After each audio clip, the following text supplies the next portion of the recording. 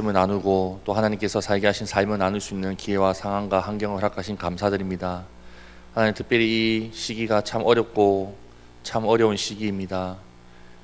주님이시여, 참 우리를 이 코로나라는 이 바이러스로부터 건강과 또 삶터를 지켜주시고, 또 무엇보다 이 코로나 바이러스라는 이 대유행병으로 인하여서 하나님과 멀어지기보다는 오히려 더 하나님과 가까이 하고 하나님을 더욱더 의지하고 신뢰하는 그런 믿음의 전진이 있는 시간 되게 하여 주시옵소서. 주님, 오늘 이 시간 하나님께 맡겨드립니다. 하나님께서 일하시고 또 하나님께서 역사하시는 복된 시간 되게 하여 주시옵소서. 감사드리며 예수님 이름으로 기도드립니다. 아멘. 우리 앞에는 우리 중고등학생 청년들이신 것 같고요. 우리 뒤에 어르신들도 청년들이신 것 같습니다. 오늘 함께 또 즐겁게 말씀으로 교제하고 부족하지만 하나님께서 저에게 살게 하시며 또 보여주셨던 그 열매들을 나눌 때에 복된 교제 시간 되면 참 좋을 것 같습니다. 제 소개를 좀 해야 되겠죠, 그죠? 저는 올해 나이가 32살, 33살, 88년생이니까 한국 나이로 33살 청년 전도사입니다. 청년 같이 안 생겼죠, 그죠? 다행히 청년이 아닌 아저씨 전도사인데요. 저도 결혼을 해가지고 지금 애가 지금 2명입니다. 33살 치고는 애가 좀 많다고 하니까 좀 놀라시는 분도 계시는데 3살 된 아기가 있고요. 또 지금 그 18개월 된 딸이 있습니다. 둘 다 딸인데요. 첫째 딸은 아빠를 닮는다라는 그 놀라운 진리가 저에게도 적용이 되어 가지고요.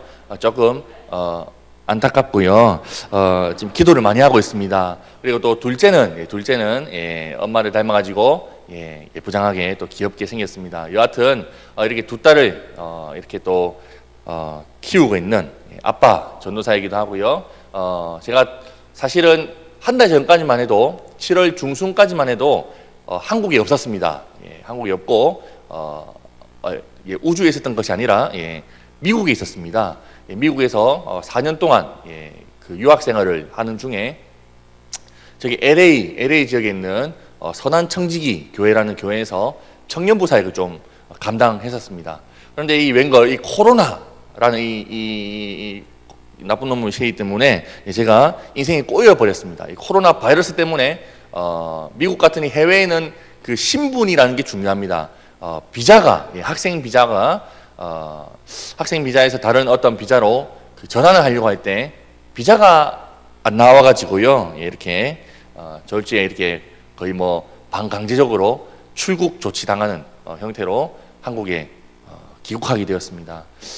여러분들 미국에서 왔다니까 좀 염려스러우시죠? 아이고, 저 미국은 코로나 바이러스가 이 하루에 몇만 명씩 걸린다고 하는데 정말 저거는 괜찮을까 이런 표정이신 것 같은데 한국에 들어오자마자 이 코로나 검사를 했습니다. 와, 제가 코로나 검사를 하신 분이 계신지 모르겠는데 깜짝 놀랐습니다. 제 콧구멍이 그렇게 깊은지 몰랐습니다. 이 면봉을 코에다가 쑤시기 시작하는데 계속 들어가더라고요. 계속 들어가는데 정말 말 그대로 이 바다의 신명과 같은 나의 콧구멍을 느낄 수 있었던, 그런데 감사하게도 결과는 음성으로 나와가지고요. 또 자가격리도 잘 마치고 이렇게 또 사역도 감당할 수 있는 기회도 허락하셨고, 이렇게 또 귀한 교회에 초대해 주셔가지고 또 이렇게 말씀을 나누게 됩니다. 여하튼 제 소개는 요쯤 하면 되겠죠, 그죠? 우리 형제님 자매님도 얼굴 표정을 보니 더 해라 이런 표정 같으신데 요쯤 하면서 이제 말씀을 나누며 또 이렇게 교제하면 좋을 것 같아요. 제가 서두에 잠시 나누었던 것 같이 코로나 바이러스로 인해서 참 여러 변화들을 맞이하고 있지요. 근데 이 코로나 바이러스로 인해서 생겨난 그 신조어들이 많습니다. 예를 들면 소셜 디스턴싱이라는 영어, 한국말로 하면 사회적 거리두기, 이런 이야기 생전 듣도 못했는데 2020년도가 되어서야 이런 단어들이 대두되었고, 사회적으로 거리를 둬야 된다, 가까이 있으면 안 된다, 떨어져라 이런 이야기 많이 들어보셨을 생각되어집니다. 계속 떨어지다 보니까 코로나 블루라는 단어가 또 생겨났습니다. 이게 무슨 말입니까, 여러분들? 너무 떨어져서 지내다 보니까 우리 사회적 관계를 맺고 있는 우리 인간들이 계속 떨어져서 지내다 보니까 우울증이 생기기 시작한 것이죠. 코로나로 인한 우울증, 코로나 블루. 그리고 또 뭐 우리 마스크를 다 차고 계시니까 이런 단어도 들어보셨을 것 같습니다. 그 전문 용어로 턱스크라고 하죠. 턱스크. 턱스크가 무엇입니까, 여러분들? 이 마스크를 턱에 걸치 놓는 것을 턱스크라고 하지 않습니까? 근데 우리는 사람이니까 이 마스크를 하루 종일 낄 수가 없지요. 계속 끼고 있으면 여러분들 어떤 느낌 가지십니까? 예? 아이고, 이러다가 내 입냄새에 중독돼서 죽겠구나, 이런 생각도 가지지 않습니까? 잠시 내려놓는 그 턱스크의 영향도 받고, 이런 여러 가지 단어들이, 신조어들이 지금 생겨나고 있는 시대에 지금 살아가고 있어요. 근데 여기서 주목해 봐야 되는 단어가 있는데, 표현이 있는데 무엇이냐면 BC와 PC라는 단어입니다. 이게 무슨 말이냐면 before 코로나, 또 포스트 코로나라고 하죠. 코로나 이전과 코로나 이후에 그 삶은 확연하게 차이가 있다.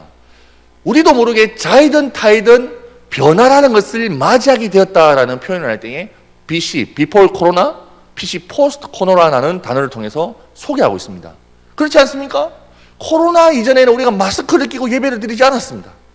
근데 코로나 이후에는 마스크를 껴야지만 했고, 바깥에 다닐 때에도 마스크를 끼는 사람들이 왠지 아이고 저 사람은 뭐 감기가 걸렸나, 아니면 도둑놈인가 뭐 이렇게 의심을 했다 한다면, 요즘에는 마스크를 안 끼면 나쁜 놈이구나 이렇게 쳐다보고 있지 않습니까? 이러한 확연한 변화를 맞이하는 시대를 우리가 살아가고 있기에 참 혼란스럽고 답답스러운 마음들이 많으시리라 생각되어집니다. 이러한 변화를 맞이하게 되는 시점이 있는데요, 인류 역사를 보면 특정 사건과 사고를 기점으로 해서 그 전과 후가 확연하게 달라지는 역사적 변곡점이라는 것을 맞이할 때가 있습니다. 우리가 지금 살아가고 있는 이 시대가 코로나 바이러스로 인한 역사적 변곡점인 것이죠.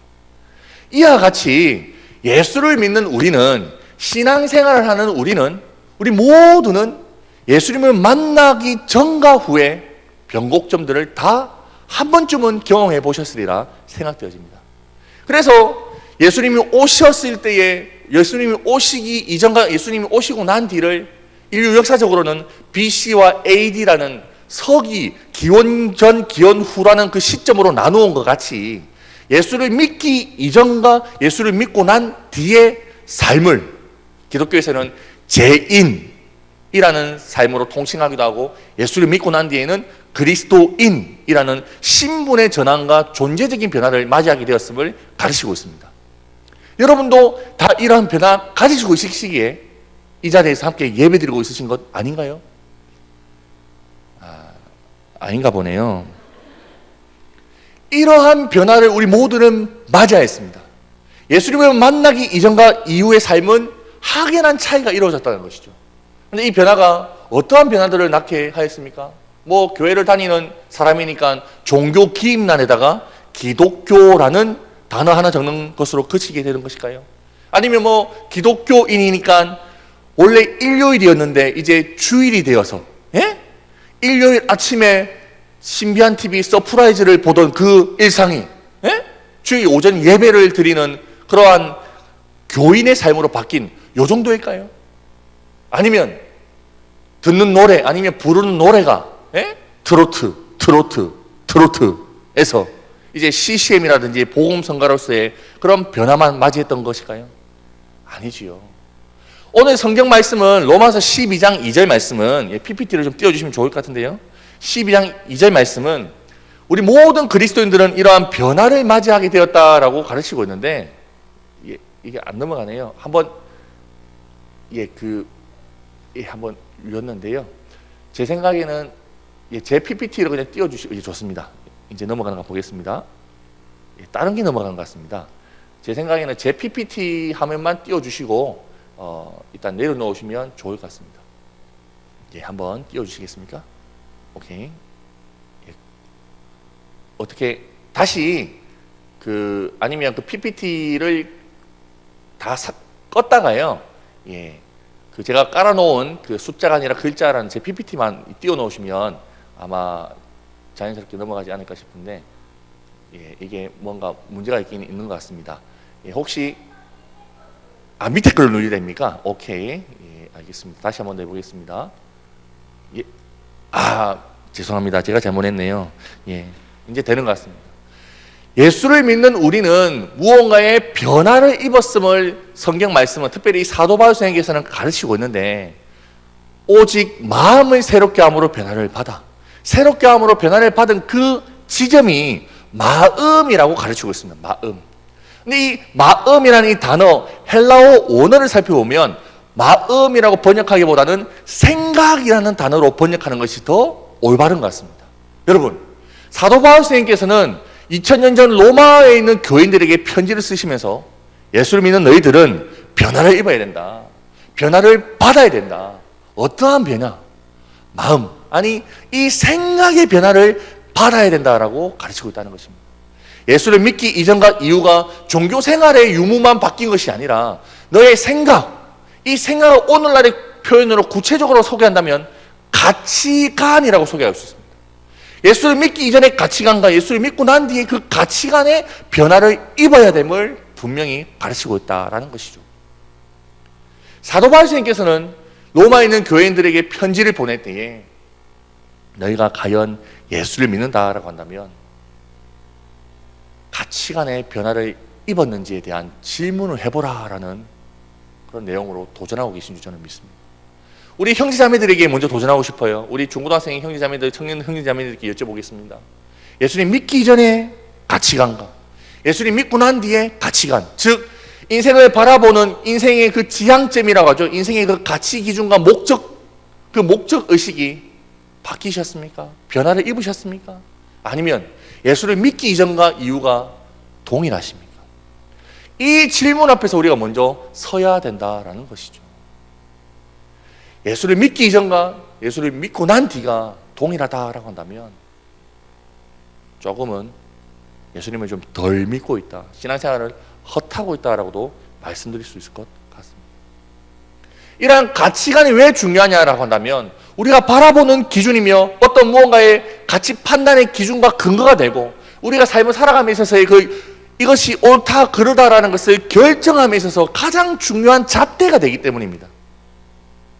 그 잣대에 따라서 우리도 모르게 여러 선택들을 해나가고 그 선택에 따라서 삶의 열매와 결과들을 본다라는 것입니다.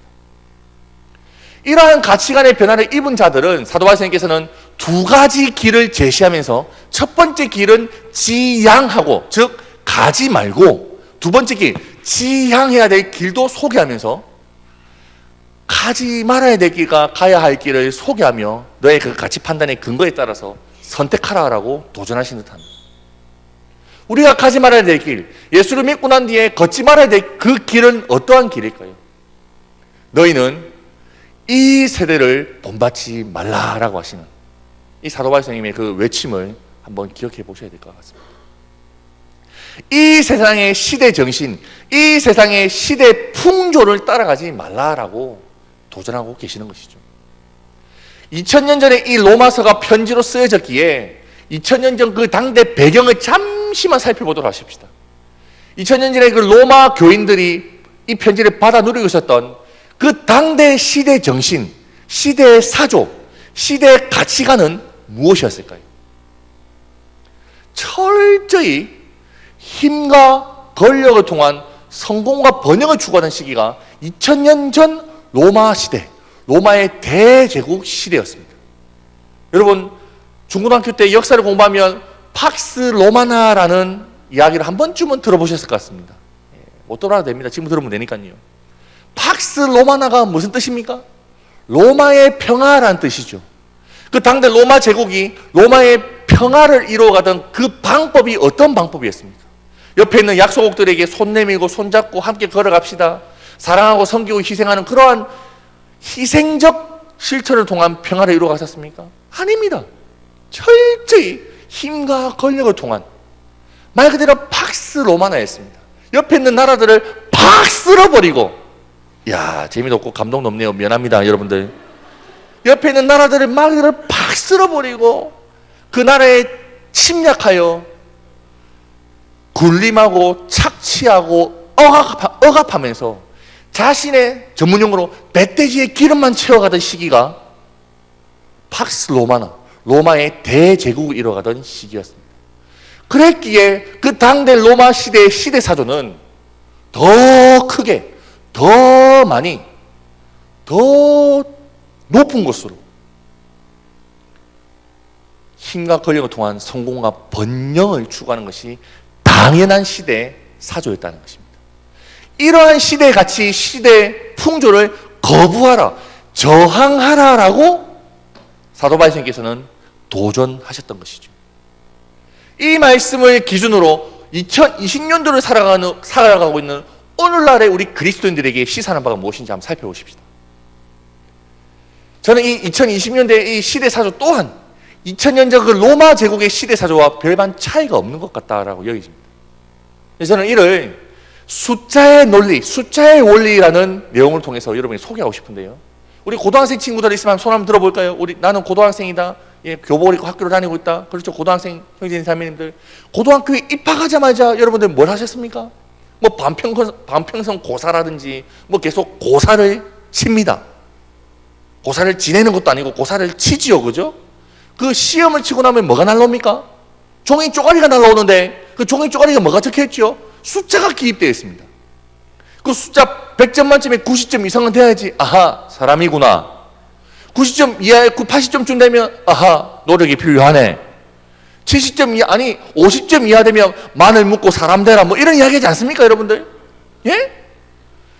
그 고등학교 때 여러분들이 바라보는 그 평가 기준이 철저히 숫자로 되어 있는데 예? 90점 이상 되면 뭐 1등급 예? 우리가 그 뭐 돼지고기도 아니고 1등급, 2등급, 3등급, 4등급, 5등급, 6등급 등급을 매김받으면서 숫자로 사람을 바라보는 그 기준 속에 살아가고 있지 않습니까? 참 난처하지요. 고등학교를 졸업할 때쯤 되면 어떻습니까? 또 숫자가 우리 삶의 그 가치 판단의 기준이 됩니다. 대학을 입시할 때 그 대학 학교를 지나감에 있어서 우리의 그 판단 근거가 무엇입니까? 상위 랭킹권에 있는 학교에 지나가고 싶습니다. 소위 말하는 스카이! 가나상 밑에 있는 아니면 뭐 호랑이 등 타는 그런 학교 다 예, 여러분들 얼굴 표정을 보니까 여러분들 분수를 잘 아시는 것 같습니다. 예, 뭐 거기까지 어려우면은 이 영남권에서 1등하는 뭐 부산대학교, 뭐 아니 경북대학교 등등의 이러한 상위 랭킹권에 있는 학교에 지나가고 싶은 그런 소망들 예, 없으시군요.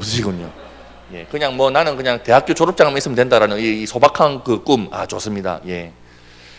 이 시대 사조가 계속적으로 그 숫자로 나열을 해가지고 사람들이 그 판단을 할 수 있도록 조장하고 있는 것 같아요. 대학교 입학해서 대학생을 하면 어떻습니까? 또 숫자가 우리를 힘들게 합니다. 대학교를 졸업할 때쯤 되면 우리를 괴롭히는 것이죠. 어떤 숫자가 있습니까? 스펙이 무엇이죠? 봉사활동 시간이 200시간 이상은 되어야지만이 사회에 공헌을 할 줄 아는 사람이구나 라는 평가를 받고, 아니면 토익 영어 그 시험이 990점 만점에 900점 이상은 되어야지만이 어떤 회사를 지원해도 그 서류 심사는 통과할 수 있다는 그 기준점이 또 숫자로 나열되어 있지 않습니까? 계속 숫자가 우리를 괴롭힙니다. 대학교를 졸업하고 취업을 할 때에도 어떻습니까? 회사를 바라보는 그 판단의 근거 역시 숫자입니다. 자, 우리 대학생 형제님 자매님들 같으니까 한번 질문해 볼게요. 예? A라는 회사는 연봉 초봉이 2천만 원이에요. 2천만 원. B라는 회사는 연봉 초봉이 4천만 원이에요. 여러분의 선택은 어디입니까? A입니까? B입니까? B지요. 당연히 돈 많이 주는데 가야지. 자, 그럼 질문을 좀 바꿔서 해볼게요. A라는 회사는 연봉이 초봉이 2천만 원인데 근데 성경적 기준을 보았을 때는 사회에 공헌을 하고 또 이웃 사랑을 실천하는 무언가 또 아름답고 그 뭐 기업 활동을 통해서도 이렇게 좋은 모습들이 많이 나타나는 기업입니다. 다만 연봉이 2천만 원. 근데 B라는 회사는 연봉은 4천만 원인데 성경적 기준을 보았을 때는 불법과 부조리와 편법과 뭐 이러한 것들이 일삼고 좀 건전하지 못한 것 같아요. 여러분의 선택은 어디입니까? A입니까? B입니까? B지요. 돈 많이 주니까. 취업을 하면 어떻습니까? 취업을 하고 나중에 결혼을 합니다. 결혼을 해도 그 결혼을 한 그 가정을 바라보는 그 가치 판단의 기준, 근거 역시 동일하게 숫자입니다. 하나님께서 참 아름답게 빚어가시는 가정이구나. 하나님 말씀을 가지고 그 말씀에 따라서 살아가려고 참 노력하는 그런 가정이구나라는 그런 관점으로 바라보는 것이 아니라 이야, 요번에 그 결혼해서 신혼집을 얻어닥 하는데 아파트 평수가 24평이라고 하더라. 와, 신혼부부가 돈이 좀 있는가 보네. 아파트 평수가 35평이라더라. 이야, 아빠가 돈이 많나? 이야, 요번에 신혼집을 구했는데 아파트 평수가 50평이 넘는다더라. 아하, 할배가 돈이 많구나. 그 가정을 바라보는 그 가치 판단의 그 기준이 아파트 평수, 숫자로 매김을 당하고 있는 것은 아닌지. 우리가 살아가고 있는 이 시대가 계속적으로 이 숫자를 요구하고 있다라는 것이지요. 심지어 교회 내에서도 교회 교인들이 많이 모이고 교회 헌금 액수가 많은 그 숫자가 많으면 성공한 교회, 하나님께서 축복한 교회라는 평가를 하고, 그것이 아니라면 그 하나님의 그 영광스러운 그 교회조차도 숫자의 기준에 따라서 잘 나가고 못 나가는 그런 나열하는 그런 시대를 살아가고 있는 시대가 오늘날의 시대 아니냐라는 것입니다. 이 숫자의 논리가 기결되어지는 최종 목적지는 어디일까요? 무엇일까요? 예, 돈입니다. 내가 고등학교 때 1등급 해서 스카이 대학교에 들어가서 좋은 회사에 취업을 해야 되는 이유가 무엇입니까? 돈 많이 벌기 위해서입니다.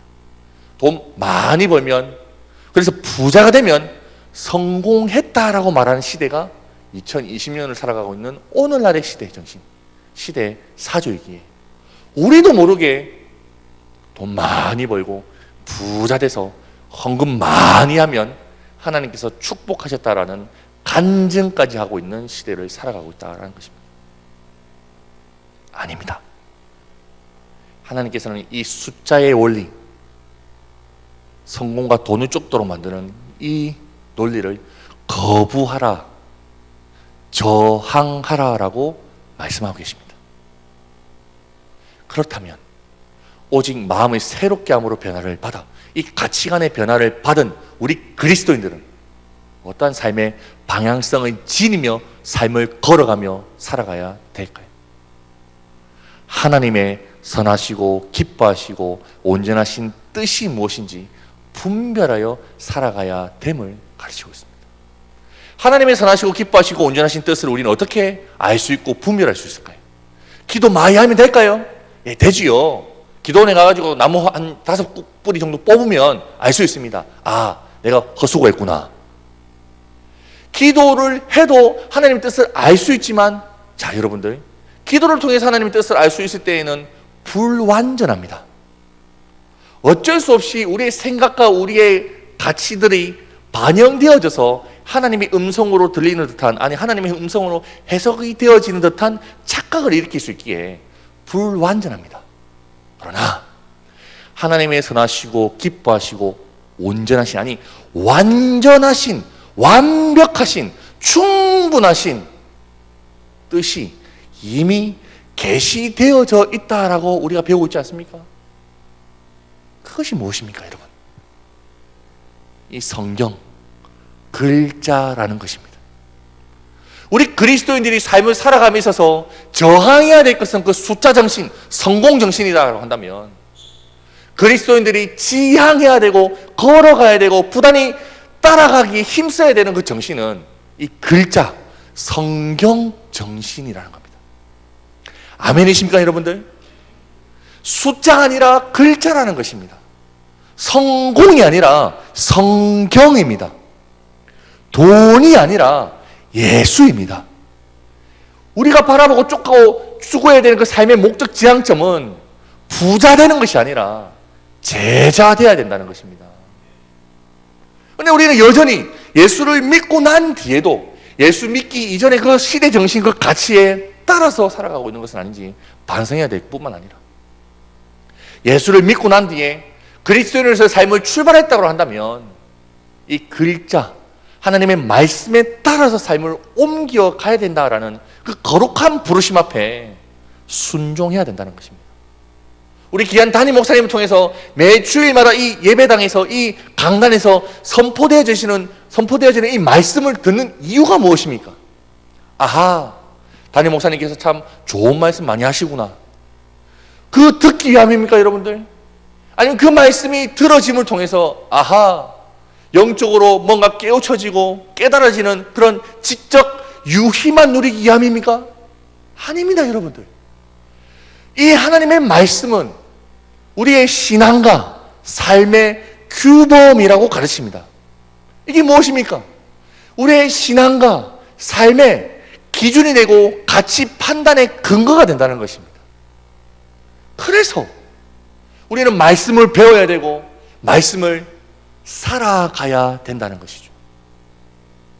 오늘 앞서 우리 자매님께서 대표 기도를 하실 때에 이런 기도를 하셨습니다. 하나님, 지난 한 주간 동안도 하나님은 말씀을 따라서 살지 못한 그 죄를 용서를 구합니다. 예, 우리 머리로는 또 우리의 그 고백으로는 너무나도 당연하고 자연스러운 반응인 것이죠. 잘 알고 있습니다. 그래, 우리 그리스도인들은 말씀대로 살아야지, 말씀에 따라서 걸어가야지. 거기에 대한 진지한 믿음의 분투가 있어야 된다는 것입니다. 부족한데요, 이 젊은 청년 사역자가, 젊은 청년 전도사가 뭐 이렇게 여러분들 앞에서 말씀을 나눌 수 있다는 것이 어떻게 보면 기적이지요. 근데 저를 초대해 주시는 이유가 있습니다. 무언가의 열매들이 있기 때문입니다. 저는 이 열매를 하나님의 말씀에 대한 열매로 간증하고 싶습니다. 저는 부산에 있는 고신대학교를 졸업했습니다. 우리 고신대학교에는 외국인 유학생들이 많았는데요, 이 외국인 유학생들 중에 이렇게 우리 흑인 유학생들도 많고 아시아계 유학생들도 많고, 이 유학생들에게 치킨을 사먹이고 또 피자를 사먹이며 같이 사랑하고 섬기기에 힘썼던 그런 추억들이 있습니다. 제가 왜 이 외국인 유학생들을 섬기기 시작했을까요? 아, 외국인 유학생들 참 외롭고 쓸쓸하겠다, 이런 긍휼의 마음이 일어나서 섬긴 것도 있지만 저는 하나님의 말씀 때문이다라고 고백하고 싶습니다. 대학교 2학년 때 성경을 기숙사에서 성경을 딱 펴놓고 묵상을 하는데요, 이 레위기 말씀이 눈에 들어오는 것입니다. 거류민이 너희 땅에 거류하여 함께 있거든 자기같이 사랑하라. 이 말씀을 읽고 고개를 들어 오른쪽을 보니 제 기숙사 룸메이트가 흑인 형님이셨던 겁니다.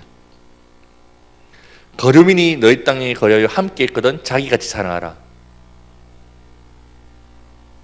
거류민이 너희 땅에 거류하여 함께 있거든 자기같이 사랑하라. 아이고, 하나님 너무하시네. 하나님의 말씀에 근거하여서 이 외국인 유학생들을 섬기기 시작했던 것이죠. 그러다 보니 유난히 친하게 지내게 되었던 우리 누님들이 계십니다. 여기 있는 형제는 23살의 송주연 전도사입니다. 죄송합니다. 와, 우리 청년 형제님 자매님들 너무하네요. 인생 살다 보면 고생하면 팍 삭습니다. 미국에서 유학하면서 걸베이같이 살다 보니까 이렇게 됐습니다. 그 바로 옆에 있는 자매는 지금 제가 같이 살고 있는 와이프입니다. 아, 나는 결혼하면 안 됩니까, 여러분들? 나쁜 형제님들이 많이 계시네. 그리고 여기 그 왼쪽 편에 혼자 앉아 있는 자매는 르완다에서 공부하러 왔던 제인이라는 누나입니다. 제인이라는 누나. 그리고 또 우리 와이프 옆에 있는 누나는 우간다에서 공부하러 왔던 로다라는 누나였어요. 로다. 저기 또 조금 덩치가 좀 크신 누님은 탄자니아에서 공부하러 왔던 누나인데 이 누님 이름이 참 독특하고 재밌습니다. 여러분들 진짜 오해하지 말고 들으십시오. 알겠죠? 진짜 이름입니다. 저 누님 이름이 뭐냐면,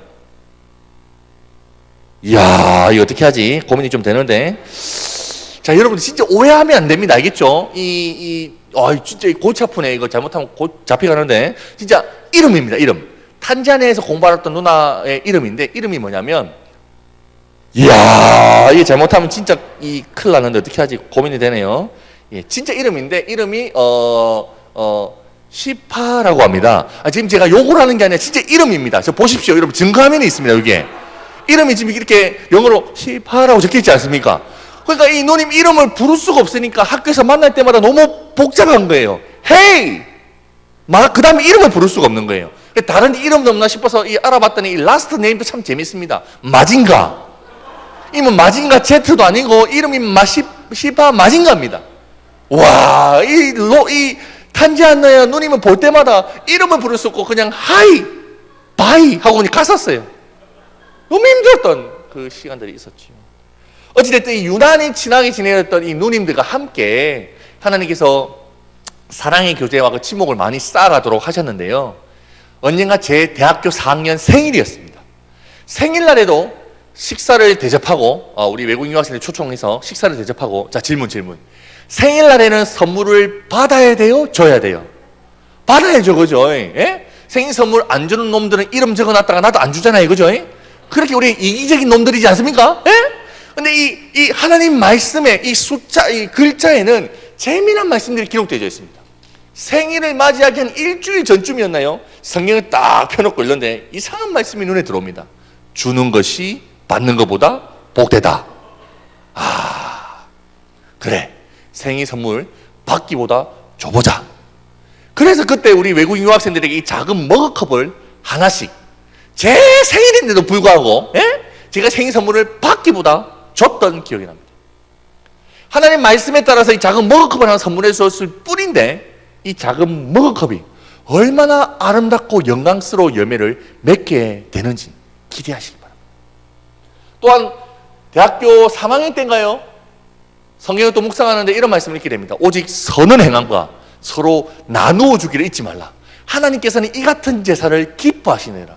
웬걸 이상하게 이 말씀에 깊이 도전을 받고 은혜를 받고 온 특별히 하나님께서 기뻐하시는 삶의 예배가 있는데 이것은 선을 행하는 것과 나누어 주는 것이구나 라는 이 말씀 앞에서 아멘하고 순종함으로 20대의 7년 동안 나눔 사역이라는 이 사역을 시작하게 되었습니다. 나눔 커뮤니티라는 비영리 단체를 만들어가지고 청소년 청년들과 함께 우리 부산에 있는 달동네 독거노인 어르신들, 부산에 계시는 노숙인분들을 찾아뵙고 섬기는 일들을 7년 동안 하나님 말씀 때문에 이렇게 부단히 사역을 해왔던 기록들이 있죠. 부산역을 찾아다니며 우리 노숙인 어르신들, 아버지, 삼촌, 이모들에게 친구가 되어드리는 것입니다. 달동네를 찾아다니며 예수쟁이 손주가 되어드렸던 것이죠. 이유는 단 하나, 이 사역의 그 시작점 역시 단 하나, 하나님의 말씀, 글자 때문이었습니다. 꾸준하게 찾아뵈면서 함께 울어드리고 함께 웃어드리는 이들을 했다라는 것입니다. 이 사진을 띄워놨더니 언젠가 어떤 한 중학생 친구가 질문을 하시더라고요. 누가 노숙인이에요? 라고 물어보시는데 좀 난감했었습니다. 왜냐하면 제가 봐도 누군지 모르겠더라고요. 제가 부산에 있는 성지고등학교라는 학교에서 기독교 학교인데요, 종교교사로 학교 선생으로 잠시 일을 했던 적이 있습니다. 학생들을 가르치고 수업도 하고 성경 공부도 하고 하니까 한 달이 훌쩍 지나가더라고요. 한 달이 지났더니 월급이라는 게 들어왔습니다. 월급. 그때 당시 추석이었는데 추석 보너스까지 합해가지고 첫 월급이 260만 원이 넘는 큰 돈이 들어오는 거예요. 근데 갑자기 이제 가슴 한켠에서 뭔가 뭐라 해야 될까요? 슬픈 이 느낌이 스물스물, 안 좋은 기억들이 스물스물 기어 올라오는 겁니다. 제가요, 중학교 2학년 때부터 이 성경을 매년 1독 이상씩 통독을 해오고 있는데, 여러분, 성경을 읽으시는 분들 아실 겁니다. 성경을 딱 이렇게 펴놓고 읽다 보면은, 성경 곳곳에는 봐서는 안 되는 구절들이 숨어져 있어요. 성경을 딱 펴놓고 읽다 보면 이상한 말씀들이 좀 많이 있지 않습니까? 그거 보면 우리는 어떻게 반응합니까? 어허이, 에헤이, 하나님이 이런 거 적어놔면 안 돼요. 이런 말씀들이 있잖아요, 그죠? 근데 제가 모르고 고등학교 때인가 어떤 말씀을 바꿨습니다. 보고 치아 보면 되는데 쉴 데 없이 하나님 앞에서 하나님 이 말씀들 한번 살아볼게요 라면서 약속까지 했는데 그 말씀이 어떤 말씀이었냐? 첫 소산물은 하나님께 주여, 고등학교 당시에 첫 5월급, 첫 소산물 뭐 받아봤자 얼마 받겠나, 100만 원 정도밖에 더 받겠나라는 마음에 약속을 했었던 것 같은데 260만 원이라는 큰 돈이 들어오니까 갈등이 되는 거죠. 그래서 제가 그때 당시 제 여자친구, 지금 제 와이프죠, 이 자매에게 이 고민을 상담했습니다. 야야, 이거 어떻게 보면 이 참 골치 아프네 이거, 괜히 약속해가지고. 근데 이게 지금 내가 하고 있는 일이 기간제잖아. 기간제. 그러니까 정규직이 아니고 그 계약직이야. 이거는 월급이 아니고 알바비다. 그러니까 진짜 월급 같은 거 받으면 하나님께 드리고 이거는 내가 해야겠다, 뭐 이렇게 이야기를 했더니 이 자매가 제가 그때 깨달은 것이 있습니다. 우리 형제님들 잘 들으십시오. 자매 잘 만나야 됩니다. 여자 잘 만나야 된다는 해서 깨달았습니다. 이 여자가 지 일이 아니라고 막 말하는 겁니다. 지 돈이 아니라고 막 말하는 거죠. 오빠 하나님하고 약속을 했으면 지 돈이 아니니까. 이 자매님의 말씀에 아멘 하고 순종했다기보다는 제가 고등학교 때 이 말씀을 펴놓고 읽다가 하나님 이 말씀대로 한번 살아볼게요 했던 그 약속을 지키고자 저는 이 첫 월급을 가지고 하나님께 드리고자 염소를 사기로 했습니다. 예, 좀 생뚱맞다 그죠? 우리 하나님 지금도 뭐 구약시대의 하나님도 아니시고 뭐 번제를 받으시는 것도 아닌데 무슨 염소가 필요하겠어요. 이 염소를 아프리카에 선교용품으로 보내기로 한 거예요. 우리나라에서는 뭐 염소하면 뭐 그냥 그냥 먹잖아요, 그죠? 근데 아프리카나 이런 제3세계 같은 경우는 염소 한 마리가 그 가축이니까 그 가정의 자립의 희망이고 발판이 된다는 거예요. 이야, 이 좋은 일이네. 그때 당시 염소 한 마리가 4만 원이었는데 이 염소를 아프리카에다가 한 100마리 한번 보내봐야겠다, 이런 마음이 드는 거예요. 근데 이 일을 뭐 NGO 단체 있잖아요. 그런 봉사단체랑 하는 게 아니라 제가 직접 해보고 싶어요. 직접. 제가 어떻게 직접 할 수 있었을까요? 있지요. 치킨으로 만났던, 생일날 초대해서 같이 교제했던, 피자 사 먹으면서 교제를 했던 우리 외국 유학생 누님들이 계시지 않습니까? 르완다 누나, 제인 누나와 함께 르완다 염소 100마리 보내기 프로젝트를 준비합니다. 그때 당시 4만 원이었으니까 100마리 보내려면 400만 원이 필요했습니다. 근데 제 수중에는 260만 원밖에 없고 제가 페이스북에다가 글을 올렸습니다. 여러분, 제가 첫 월급을 하나님께 드리고자 합니다. 여러분 중에 혹시 실수로 감동받으신 분들 있으면 조금만 보태주세요. 조금만. 근데 저는 솔직히 말씀드릴게요. 400만 원 절대 안 모아질 줄 알았습니다. 왜냐면 지금 제가 페이스북 친구들이 좀 많습니다. 근데 그때 당시에는 페이스북 친구들도 많이 없었을 뿐만 아니라 다 중학생, 고등학생, 대학생, 청년들 다 돈 안 되는 것들밖에 없었어요. 난 절대 400만 원 못 모은다라는 그 굳게 그런 그 마음에 확신이 있었습니다. 근데 하나님께서 은혜를 베풀어 주시는 거죠. 어떤 누님이 48만 원을 보내줍니다. 어떤 대학교 1학년 남학생이 23만 6,667원을 보내줍니다. 7원을. 저는 7원이 필요가 없습니다. 근데 알고 봤더니 지 통장에 있던 전액을 다 계좌 이체를 했던 거예요. 너무 감동이 되죠. 어떤 커플이 찾아오더니 자기들 뭐 데이트하는 비용 쪼갰다면서 10만 원 내놓고, 개척교회에서 20만 원 내놓고. 제가 성지고등학교에서 일을 하고 있을 텐데 성지고등학교 일진 친구들이, 성지고등학교 일진들이 쉴 데 없이 감동을 받으신 겁니다. 이 일진들이 담배 안 피고 담배값 4만 원씩 5만 원씩 내놓는 거예요. 하나님이 은혜를 주시니 2주 만에 400만 원도 아닌 800만 원이 모아졌고, 염소를 100마리가 아닌 200마리를 르완다에 쏘았더니 르완다 국영TV 뉴스까지 보도가 되는 거예요. 얼마나 신기하든지, 얼마나 신기하든지. 그저 하나님의 말씀 앞에 미친 척 순종했더니 얼마나 놀라운 열매를 맛보게 하시던지요. 제가 언젠가 2년 전인가요? 호주 멜버른이라는 지역에 가서 한 3일 동안 우리 청소년 청년들 대상으로 집회를 했던 적이 있습니다. 마지막 날 저녁에 이 이야기를 하면서 제가 순종에 대해서 구체적으로 도전했었습니다. 근데 거기 앉아있던 한 여고생 친구가 쉴 데 없이 은혜를 받으신 겁니다. 그 여고생 친구는 이 바이올린을 연주하는 친구였는데 그 집회 한 2주 3주 전에 전 세계적인 콩쿨 대회에 나와가지고 우승을 했다는 거예요. 우승을. 근데 우승 그 상금이 첫 소산물이다라는 그런 믿음의 고백과 함께 우선 상금 전액을 다 얻어한 홈리스 노숙인분들을 섬기는 선교단체에 다 헌금을 했다라는 보고를 듣게 되었는데 액수가 얼마였냐? 액수가 얼마예요? 호주 달러로 8,600불이 넘는 돈이었다고 합니다. 한국 돈으로 따져도 800만 원이 넘는 돈입니다. 그 이야기 듣고 깜짝 놀랐습니다. 이야, 저 여고생 정말 미쳤구나. 하나님의 말씀 앞에 저렇게 미친 순종, 미친 믿음이 필요한 시대가 우리가 살아가고 있는 이 시대가 아닐까 싶습니다. 우리 시대에는 숫자를 요구하기에 돈 많이 벌면 내 거지, 내 거지, 내 거지, 더 모아야지, 더 모아야지, 더 모아야지 하고 외치고 있는데 아니다. 하나님의 말씀이 가라고 하시는데 나의 돈까지도 희생할 수 있다, 아니 나의 모든 것을 헌신할 수 있다는 그런 미친 순종이 필요하지 않을까요? 이런 첫 소산물을 하나님께 올려드리는 이 믿음의 고백은 어떤 의미를 담고 있을까요?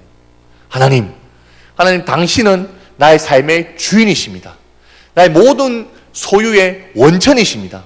나의 모든 공급의 원인이십니다. 아니, 나의 지갑의 주인이십니다. 나의 은행 계좌의 주인이십니다. 이런 고백이 아닐까요? 제가 언젠가 앞서 나눴던 이 자매님과 결혼이라는 것을 하게 되었습니다. 예쁘게 생겼죠, 그죠? 진짜로 결혼이라는 것을 하게 되었습니다. 결혼식을 할 때에도 저희들은 하나님의 말씀, 글자에 따라서 결혼식을 해보고 싶었어요. 누가 보면 이런 말씀이 있죠. 잔치를 베풀거든 차라리 소외된 이웃들을 초청하라.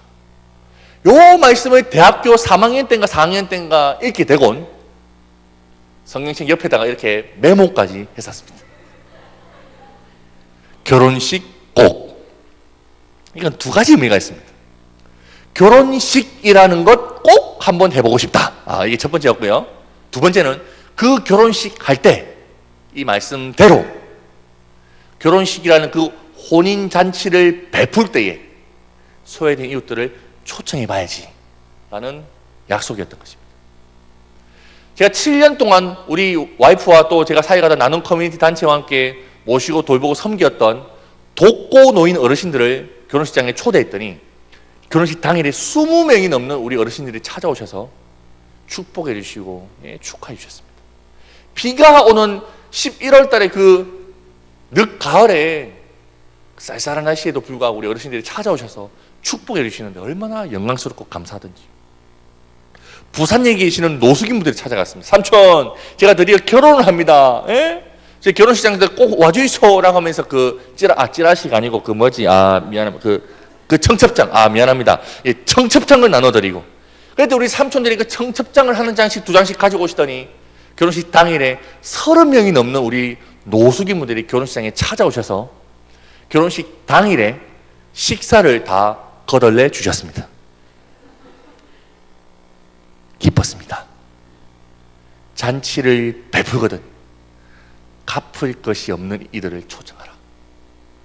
얼마나 영광스럽고 기쁨의 잔치가 되든지. 저의 그 결혼식장 하객분들도 넌크리스천 분들도 계셨죠. 당연히 우리 친지분들, 부모님의 친지, 친척, 가족분들, 아니면 저의 그 학생 시절 때 함께 그 교제했던 예수 안 믿는 친구들, 결혼식장에 와서 이런 모습을 보곤 감동을 받더라고요. 감동. 예수쟁이는 뭔가 좀 다르구나라는 모습이 보여졌나 봅니다. 이 결혼식 때 저희들 이 청첩장인데요. 저희들은 이 결혼식이라는 이 혼인잔치를 베풀 때에 더 멀리 있는 이웃들도 초대하고 섬기고 싶었습니다. 나눔 결혼식, 아프리카의 학교를, 결혼식 비용을 아껴서 아프리카의 학교를 짓겠다라는 그 미친 꿈을 선포했던 것입니다. 결혼식 비용이 요즘 많이 들죠, 그죠? 일명 스드메라고 합니다. 스튜디오 촬영, 드레스, 메이크업. 작게는 수백만 원, 많게는 수천만 원까지 든다고 하죠. 근데 저희들은 전도사인데 돈도 있는 것도 아니고, 그러다가 또 저희들은 뜻이 있잖아요. 무슨 뜻?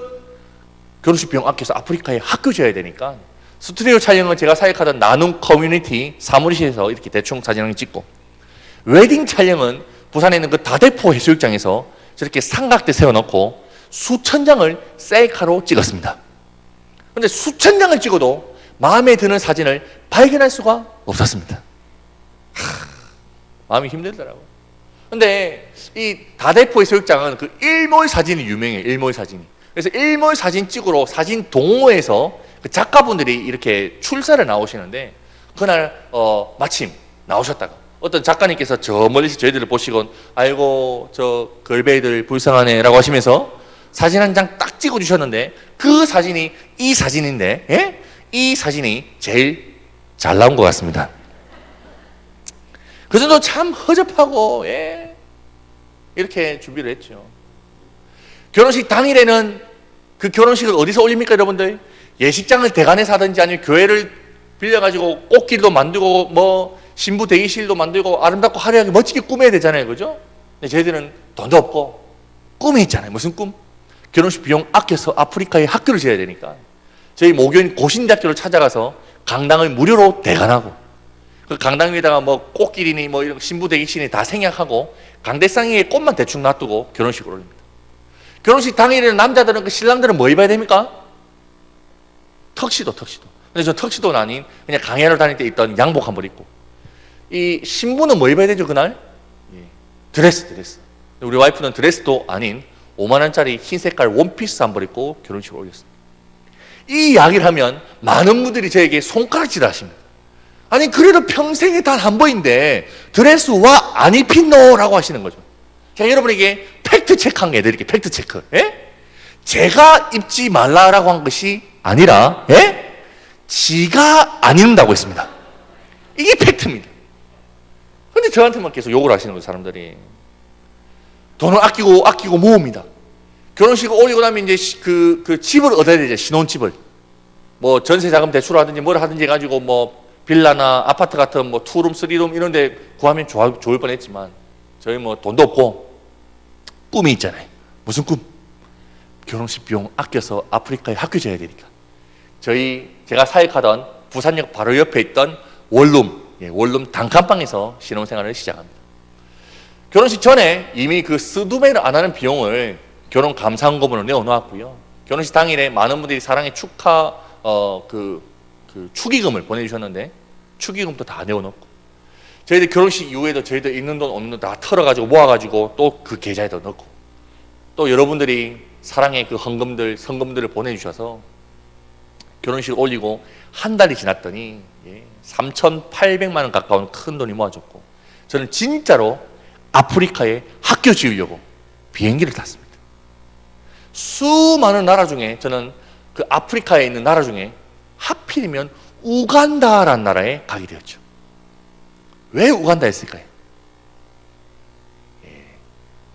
시파 누나가 아니라 로다 누나가 우간다에 있었기 때문이죠. 치킨 먹을 때에는 피자 사 먹일 때에는 이런 일들이 일어나리라고는 꿈도 꾸지 못했는데 하나님 얼마나 참 대단하신 분이신지요. 진짜로 학교가 지어지는 학교 현장을 둘러보고 올 수 있었죠. 2016년 2월 달에 저희 학교가 완공되고 개교가 되었는데 한번 보여드릴까요? 자, 갑니다. 짜자자자. 그래서 보이죠, 그렇죠? 예, 하나님께 영광의 박수 한번 올려드리겠습니다. 이 학교에서 우리 아이들 열심히 공부도 하고 뛰어놀기도 하며 밥도 먹고 그렇게 또 교육에 터진이 생기니까 얼마나 감사한 일이 많은지.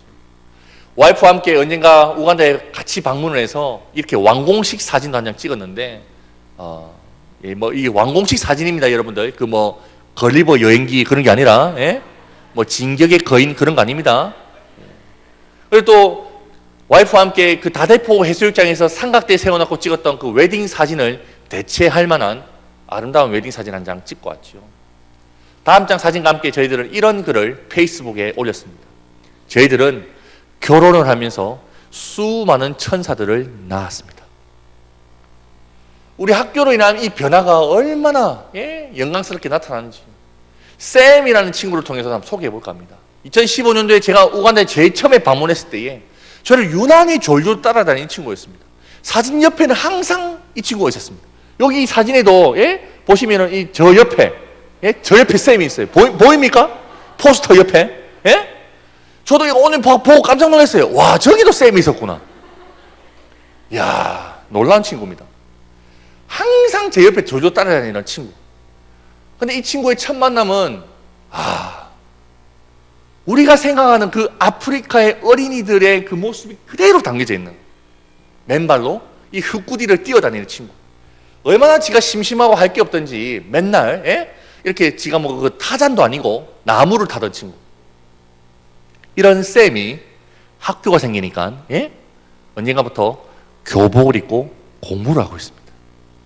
자세히 보시면 공부를 하는 건지 자는 건지 모르겠지만 우리 쌤과 같은 친구가 저희 학교에 지금 이번 봄학기는 200명이 등록을 해서 학교 공부를 시작했는데 또 코로나 바이러스가 아프리카 우간다에도 여파가 있어가지고 지금 잠시 학교 사역이 중단되어 있기도 하죠.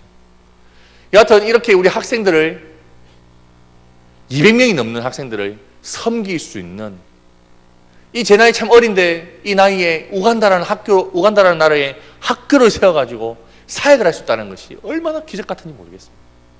작년에는 또 한 3만 불 가량 모금을 해가지고요 학교 앞에다가 또 건물 한 채 지었습니다. 공간이 모자라니까. 그리고 거기 학교 건물에 교실 한 3개 정도를 터가지고요 이렇게 채플실, 이렇게 좀 길게 전교생이 모여서 함께 예배드릴 수 있는 공간도 마련했고, 언젠가는 이곳에서 교회 사역도 시작하려고 플랜하고 있습니다. 얼마나 감사한지 모르겠어요. 제가 우간다에 제일 처음에 방문했던 2015년 12월 달 그 여행의 마지막 날 밤에 로다 누나가 저를 찾아왔습니다. 그리고 무언가의 물건을 꺼내놓는데 저는 그 물건을 보는 순간 눈물이 왈칵 쏟아지더라고요. 그 물건을 보기 이전에는 내가 결혼식 비용을 아껴서 와이프와 함께 결혼 기념으로 아프리카에 학교를 세웠다라는 생각도 있었고, 잔치를 베풀거든 차라리 소외된 이웃들을 초청하라 하셨던 그 하나님 말씀 앞에 순종하여 저 멀리 있는 우간다에 있는 이웃들도 사랑하고 섬기기 힘썼다라고도 고백할 수 있었겠지만, 저는 그 물건을 보는 순간 눈물이 왈칵 쏟아진과 동시에 하나님께서 하셨습니다라고 밖에 고백할 길이 없었습니다. 어떤 물건이었느냐? 작은 머그컵이었습니다. 여러분, 이 머그컵이 무엇이죠? 2011년 3월 29일 대학교 4학년 송주연이라는 한 청년이 주는 것이 받는 것보다 복되다라는 그 하나님 말씀 앞에서 아멘하고 순종하며 생일 잔치를 맞이해서 초대한 우리 로다 누나, 제 옆에 있는 이 로다 누나에게 건넸던 이 작은 머그컵, 이 머그컵을 보는 순간 하나님의 그 큰 그림, 하나님의 그 위대하신 계획, 하나님의 그 인도하심을 찬양하지 않을 수 없었습니다. 얼마나 감사하고 영광스럽던지. 말씀을 정리해 볼까요? 시편에 너무나도 유명한 말씀이 있지요. 주님의 말씀은 내 발의 등이요 내 길의 빛이니이다. 제가 지금까지 계속적으로 강조했던 핵심 메시지는 단 하나죠. 말씀이 우리 삶의 나침반이다. 말씀이 우리 삶의 기준이다라는 것입니다. 근데 여기서요, 이 등과 빛이라는 이 단어에 한번 주목해 보십시다. 시편이 쓰여졌던 수천 년 전의 그 구약 시대의 등, 또 그 빛은 어느 정도의 밝기를 소유하고 있었을까요? 지금의 이 LED 조명과 같이 불만 켜면 환하게 비춰주는 그런 빛, 아니면 1km, 2km 저 멀리를 내다 쏘는 등대의 강력한 빛과 같은 빛이었을까요? 아니죠. 등이 무엇입니까? 등잔불을 일컫습니다. 그 등잔불, 그 호롱불, 오늘날로 말하자면 그 촛불, 이 촛불의 밝기는 어느 정도의 밝기를 소유하고 있습니까? 저 멀리 100m, 200m, 300m를 내다 비춰줍니까? 아닙니다. 이 촛불은 내가 한 발자국 내디딜 수 있을 만큼만 비춰주는 것 같아요. 내가 한 발자국 내디디면 그 다음 발자국을 내디딜 수 있을 만큼만 또 다시 비춰준다라는 것입니다. 이것이 시사하는 바가 어떤 의미가 있느냐? 하나님의 말씀은 저 멀리를 내다보게 하는, 이상을 추구하도록 하는 그런 예언적 말씀이기도 하지만 오늘의 일상을 살아가도록, 일상에서 걸어가도록, 순종하도록 요구하는 그런 촛불과 같은 빛이다라는 것입니다. 저의 삶을 정리해 볼까요? 2015년 2월 달에 저는 2016년 2월 달에 저는 아프리카 우간다에서 학교 사역을 시작하게 되었습니다. 10년 전으로 거슬러 가면 2006년이겠죠. 2006년에 저는 무엇을 하고 있었을까요? 아니, 아프리카 우간다에서 학교를 세워서 사역을 할 수 있으리라 생각, 꿈이라 가지고 있었을까요? 없었습니다. 아프리카라는 나라에 발 한번 디뎌보겠나라는 생각 가지고 있던 한낱 학생이었던 것입니다. 근데 그 고등학교 2학년, 3학년 때 말씀을 펼쳐놓고 읽던 중에 하나님께서 인도하시고 지도하시고 이끌어 가시는 것들을 발견하게 되고, 또한 대학교 입학을 하곤 대학교 2학년 2009년도에 거류민이 너희 땅에 거류하여 함께 있거든, 자기같이 사랑하셨던 그 말씀 앞에 순종하여 옆에 있던 기숙사 룸메이트부터 외국 유학생들 초대하고 식사를 대접하면서 2011년 3월 29일 주는 것이 받는 것보다 복되다라고 하셨던 하나님의 말씀 앞에 순종하여 제 생일날 우리 흑인 누님들을 초청하여 식사를 대접할 뿐만 아니라 작은 머그컵을 선물했을 뿐인데, 솔직히 그때까지만 해도 저는 아프리카에서의 사역을 꿈꾸지도 계획하지도 않았었습니다. 근데 2013년 9월쯤에 성지고등학교에서 종교교사로 일을 하던 중에 첫 소산물을 하나님께 드리라 하셨던 그 하나님의 말씀, 고등학교 때 읽었던 그 말씀이 떠오르는 바람에 저 멀리 있는 아프리카 르완다에 있는 제인 누나와 함께 염소 보내기 사역을 시작하면서 나도 아프리카라는 그 대륙에서의 그 사역을, 선교 사역을 할 수 있겠구나라는 어렴풋한 길들이 보이기 시작했습니다. 잔치를 베푸거든 차라리 소외된 이웃들을 초청 안 하셨던 그 말씀 앞에 순종했더니 아프리카 우간다에 학교를 지어 사역하기에 이르는 열매들을 볼 수 있었다라는 것입니다. 도전하고 싶습니다, 여러분. 하나님의 말씀은 10년 뒤에 살아야 될 것이 아니라 오늘 살아야 되는 것입니다. 하나님의 말씀은 20년 뒤에 있는 나를 바라보게 하는, 꿈꾸게 하는 그런 말씀이라고 할 수도 있겠지만, 그것보다 더 중요한 것은 오늘의 나에게, 오늘의 내가 순종하고 살아가야 될 길과 나침반이 된다는 것을 기억하시기 바랍니다. 이러한 코로나 시대, 불확실함의 이 연속을 살아가고 있는 이 시대에 확실한 하나님의 말씀을 붙잡고 살아가는 우리 모두가 되었으면 참 좋겠습니다. 숫자가 아니라 글자입니다. 성공이 아니라 성경입니다. 돈이 아니라 예수입니다. 우리는 이 말씀 정신에 따라서 살아가고자 발버둥 칠 때에 부자 되기보다 제자 되는 것에 만족하고 기뻐하며 살아갈 수 있는 줄 믿습니다. 기도하겠습니다. 하나님 감사합니다.